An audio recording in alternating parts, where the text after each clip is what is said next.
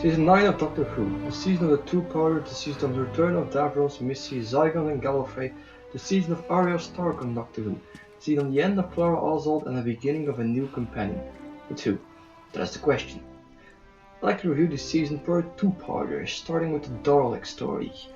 These first two episodes are all about fan service. Take the fan service away and you're left with a mediocre story at best. Davros was last seen in the final two episodes of season 4.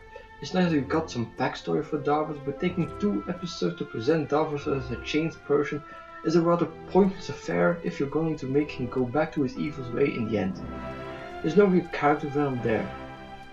Although there's definitely something to be said about Davros not needing this kind of character development, that is best when he's pure evil and that shouldn't really change. But the fact that it's not only a Dalek story but a Davros story too make this a good watch nonetheless. Add Missy to the mix and you have a good opening 2 episodes to draw in viewers to watch the rest of the season. The second two-parter is a timey-wimey ghost story with a twist. I really like this episode. The first part is a scary ghost story setting up this mystery, while the second part gave it a timey-wimey twist. The ghosts are generally scary with those big empty eyes of theirs. We also got a cool and scary looking alien in the form of the Fisher King. If the first 2 episodes drew the viewers into the season, then these 2 episodes keep the viewer tuned in. The next 2 episodes are Maisie Williams' debut episodes. Even though this is not technically a two-parter, I'll review them together since they both are about Maisie Williams' character, Me. At first I wasn't really convinced of her story. She reminded me a lot of River's Song, someone who the Doctor meets at various times and is somewhat equal to the Doctor in skill. These 2 episodes are all about Me since the underlying stories are very thin and weak. The aliens the Doctor is fighting have a really cool design with the Mire and especially the Lion people, Leonian. However, their character build-up and motivation in the story is very weak and makes them a story device more than anything else. If you would have replaced these alien races with another race, the story would have been just the same. A missed opportunity if you ask me. The next two-parter is the Zygon story. Again, a lot of fan service in this one. This is the first complete Zygon story since the new series began. But unlike the first 2 episodes, the fan service isn't the only theme keeping these 2 episodes together. It's actually a very nice portrayal of the issue we deal with today. The story of Zygons living amongst humans on Earth and a small part of those Zygons radicalizing and wanting to kill everyone who isn't like them and doesn't follow their ideals is very similar with the problems of IS and the Islamic community we face today. The Muslim community are the Zygons here. A small part of their community radicalizes and is prepared to use whatever violence necessary to force their ideals on others. Of course, in true Doctor Who fashion, it sends off a positive message to resolve this issue without violence. A solution that I don't see being as easily applied to in the real world counterpart issues, however. On to episode 9, the only true solo episode in the season. Maybe that's why it's the worst episode in the season. The story isn't original and falls flat on its back. It tries to tell another mystery story where a monster is chasing them and killing off characters one by one.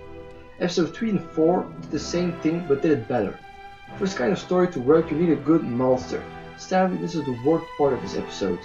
The monsters are the Sandmen, which are basically creatures made of the crap that's in the corner of your eye when you wake up, also called sleep dust.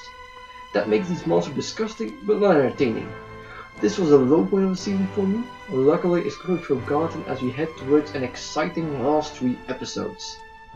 First off is the demise of Clara in Face the Raven. I really like the setting of this episode. It reminded me of Diagon Alley from Harry Potter.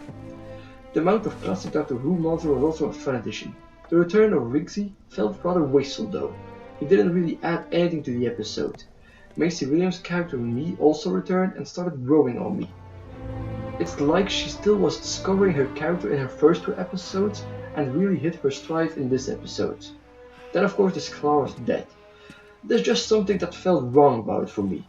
The way she went felt meaningless and lacked an impact that the other companion had on her exit episode. Thankfully there was the final episode that set a lot of things right, but more on that later. On to what's probably the best episode this season, which is funny since it only has one character in it, namely the Doctor. Of course there's the monster, but it's not like it has any lines. Speaking of the monster, it's proof that you don't need a highly CGI monster. Here you just have a being that we never truly see with a cloth covering it. Nasty looking claws, and having it chase the Doctor by slowly walking towards it. The music we hear in this episode also deserves a special mention. It's the soundtrack you're hearing in the background and is one of the best I've ever heard in Doctor Who. This episode also raises a question to me as to how old the Doctor Who is now. I remember that in previous seasons the Doctor mentions his age at times. Matt Smith's Doctor hovers around 1000 and 1500 years old. The 12th Doctor is somewhere around 2000 years old. Pre this episode.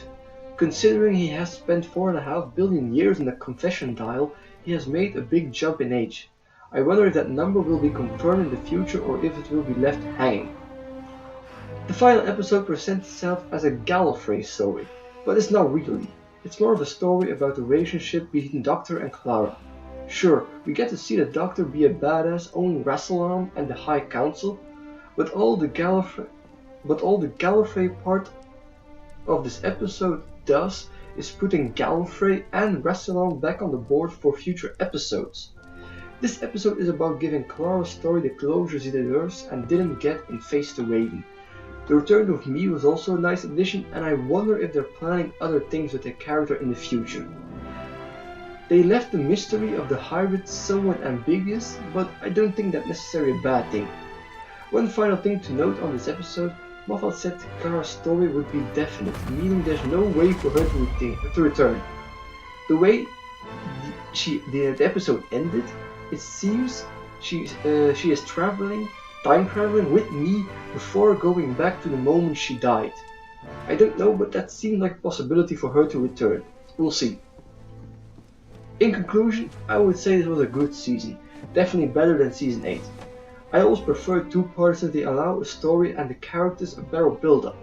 We got a lot of fan service, new characters, and a satisfying end to a companion. Now we have to wait and see what companion comes next. In the meantime, we have a River Song Christmas special to look forward to. Thanks for watching, and I'll see you in the next review.